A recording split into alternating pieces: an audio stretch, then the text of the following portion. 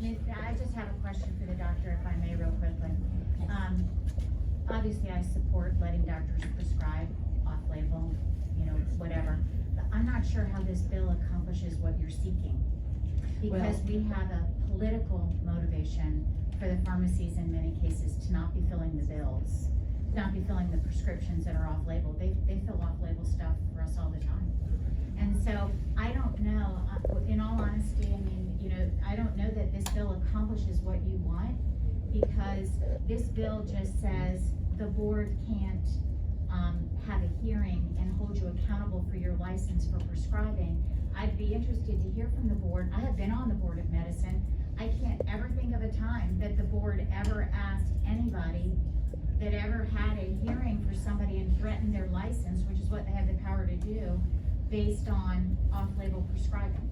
I thought one of the parts of the bill was no pharmacist shall refuse to dispense a drug. And that's my big issue, is that these young pharmacists straight out of pharmacy school are refusing to consider the broad body of literature about the value of ivermectin. Just honestly, as somebody who advocates for medicine to stay with the medical people, we are going to prescriptively tell a pharmacist what they have to do within their own code of conscience and their practice parameters. We wouldn't want somebody telling doc. I agree with the problem. I totally agree. I'm just saying, this is now dabbling in pharmacists, you must do what we say, despite what you think about your license or your ethics. We would never want somebody to tell us that. But the pharmacist told me that the reason that he said that was because the FDA had said that ivermectin is not approved or recommended in this situation. But every clinician has to interpret their responsibility, and their practice based on the guidelines that they hear. But I'm just saying, I get the plan, I get the process, I get the idea, and I agree. As I have supported other ways to protect physicians' ability to do the right thing for their patient in the past. I just have to say, I'm worried. I'm curious to hear from the board, but this is getting into an arena that makes me very uncomfortable, because in a way, we're telling other people what they have to do.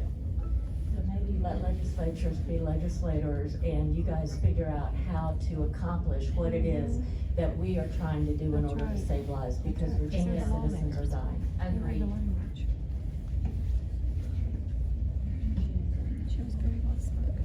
Yeah, why don't we, we got a couple other meetings we got coming up, starting at 10 o'clock, so, why don't we take, basically 1 to 2 minutes in between your presentation. I'll be quick.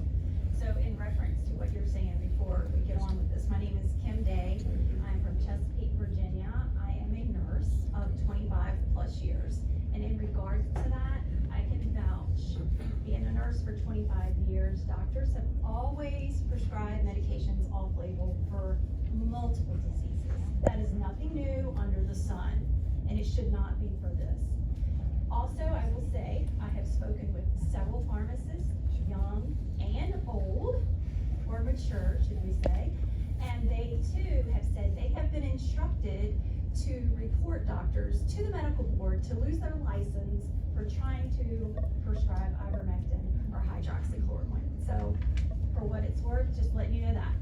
I, as a nurse with multiple comorbidities and autoimmune diseases, have had COVID in December. I was treated with ivermectin in the MAP Plus protocol, responded beautifully, did not require hospitalization, did not require a ventilator. And furthermore, I have a large family.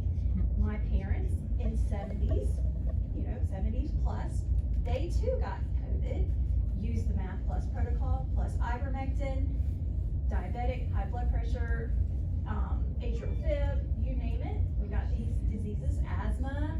Everyone in my family did ivermectin, MAP Plus protocol, responded beautifully.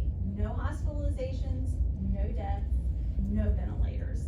So take that for what it's worth. I'm not sure where the problem is in the United States right now, but it is a big problem that needs to be solved. And it could start right here in Virginia. Thank you. Thank you. Hello, Senators. My name is Tricia Stahl, and I am from Matthews, Virginia. You probably remember when I ran against Marty Williams and defeated him, Senate Transportation Chair, in 2007. And I'm here to answer your question, Senator. The problem with ivermectin is you cannot have an emergency use authorization for any medication if there is an existing one that will take care of the problem. Ivermectin takes care of the problem. You are well aware, I'm sure, you are well aware that Africa has the lowest incidence of COVID in the world. And you know why that is? Because they take their Sunday pill every Sunday. And you know what it is? Ivermectin. This drug won a Nobel Peace Prize, which is very unusual in the medication arena, in 2015, because it accomplished such great success with a range of dermatological issues, parasitic issues, and certainly with this virus that had already been from China many years ago. All of this was being planned. And I say to you that we are witnessing what $6.1 billion in annual taxpayer money will do to accomplish coercive policies involving every established entity in the medical arena. And if you have not seen this book, I highly encourage you. Robert Kennedy, as you know, is a Democrat. He has written an incredible book here with footnote after footnote after footnote. It's crazy. That's your opinion. In my humble opinion, this man has done a great work by sharing with us the entities that are involved, and it's all the entities, whether it's the CDC, the WHO, the NIH, and whose wife works for the NIH and determines which drugs are going to be suitable for authorization for emergency use? None other than Dr. Anthony Fauci's wife.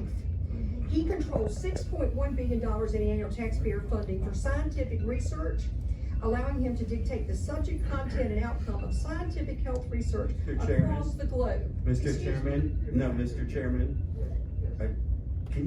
I'd like to ask that she speak to Senator Chase's bill and why she likes Senator Chase's bill and why we should recommend report, because I don't see how we're gonna make it to Senate rules or finish the rest of the document. Thank you, sir. I will be glad to.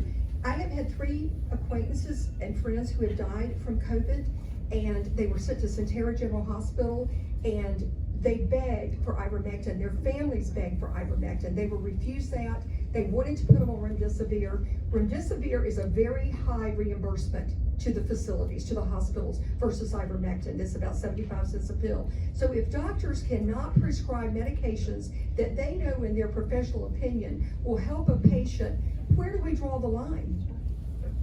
Where do we draw the line? So I am pleading with you to please allow doctors. Oh, I'm sorry, I didn't know I was exceeding my time. But I just want to tell you the PCR tests are not reliable, and that's another consideration that we need to take in.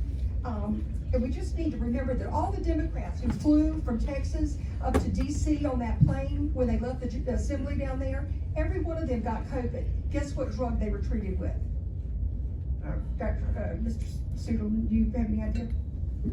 Well, usually we don't take questions like that, but I'm not that close with the Texas Democrats. I'm a Virginia Republican.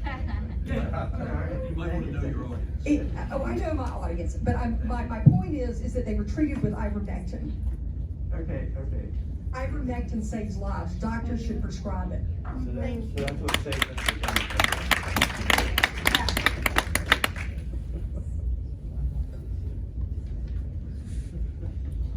My name is Brian Lansicki. I'm 45. I'm from Virginia Beach, and I got COVID pretty bad right before Thanksgiving.